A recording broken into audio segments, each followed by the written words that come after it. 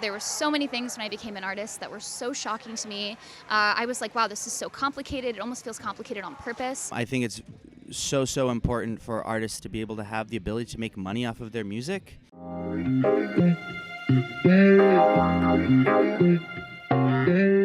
talking about this a little bit before, but about how SoundExchange, we advocate for furthering creator rights and making sure that creators are paid fairly. What does fair compensation mean to you?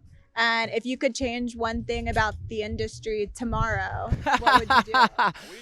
We need to change it 20 years ago. When we first signed our first album deal, Spotify didn't exist. And the value of masters was at an all-time low. And I think it's so important for artists to be able to have the ability to make money off of their music. I think touring is a whole other thing that it's become prohibitively expensive to do most places in the world. But being able to value music again in the same way that people value, what, like maybe having organic produce or like where their coffee comes from or where their fucking clothes come from. It's like we should care about where the music comes from, how it's made, and compensate the people who make it fairly.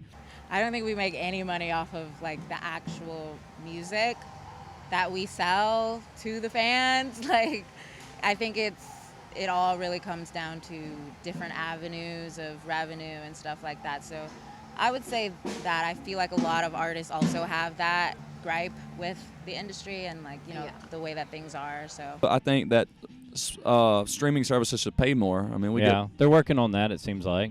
I hope so, because it's like, people make videos on YouTube and the videos get millions of plays, and these people are becoming millionaires off of their videos. But if you get millions of streams, it's like you might get $5,000, $5 or $10,000.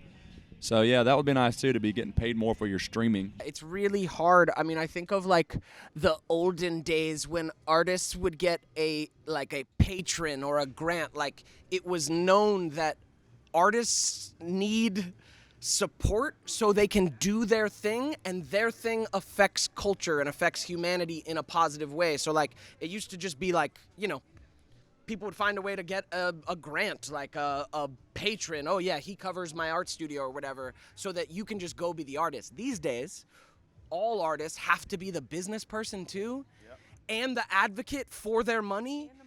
And the marketer, and your agent, and I hate it. I didn't grow up in a town that had a music industry like LA or New York or Nashville.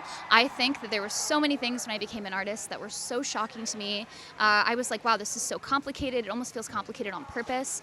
To me, I just think transparency is a big part of it. I didn't know a lot about my own finances. I didn't know a lot about the rights that I had or what I own, what I don't own. I would really change transparency, because I think that shouldn't be information that's gate-kept by people who know people who already have record deals or already have publishing deals. They say there's a difference between, you do it for art or commerce, right? And money is obviously such a huge part of what keeps this wheel greased. But it's so interesting that the profit only ever goes to the non-creative sector of the whole machine, And I think if you're going to feed on creative energy like that, you're almost always going to back it into a corner and make it more narrow, right? That money makes things, but you're not fulfilling the energy that's making these things big, right? You're not fulfilling the creative energy that's actually reaching people, that's actually having a relevant thing. You're just feeding the machine that sort of distributed it. When we force musicians of this new generation to essentially become part-time musicians, because that's what they are at this point, the new generation, they don't even see a possibility, many of them, for them to even have this be their career. So they're like, I'm going to have a day job and then I'm going to make music on the side. It dilutes the music. It dilutes the intention.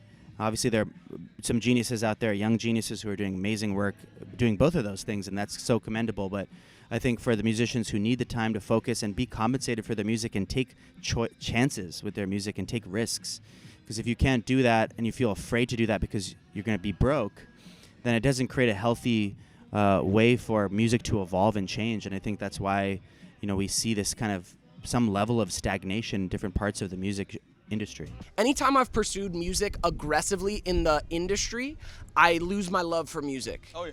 And so then I stop, and then I reconnect to the fact that I love making music. Okay, it's for me again. So then I get back in, but I need to find a way to the industry so that it can be self-sustaining, and then I burn out. So lately, I've just been making music. My new project's called Good Valley. For right now, I'm just spending money on it because I love it, and I have no attachment to what it does. I've given up thinking it will pay me.